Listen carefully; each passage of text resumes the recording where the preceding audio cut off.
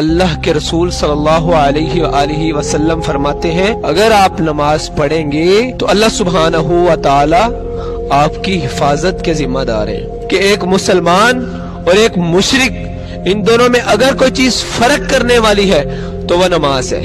اگر آپ نماز پڑھتے ہیں تو آپ مسلمان ہیں، اگر آپ نماز نہیں پڑھتے تو آپ کے مسلمان ہونے میں شک ہے۔ کوئی ہلکا پھلکا دین بتائیں کہ مجھے جنت مل جائے، میں نہ اس میں کمی کروں گا نہ اضافہ کروں گا۔ فجر کے 2 فرض پڑھوں گا، ظہر کے 4 فرض پڑھوں گا، عصر کے 4 فرض پڑھوں گا، مغرب کے 3 فرض پڑھوں گا اور عشاء کے 4 فرض پڑھوں گا۔ یہ ٹوٹل 17 رکعت دن میں پڑھوں گا تو مجھے جنت مل جائے گی۔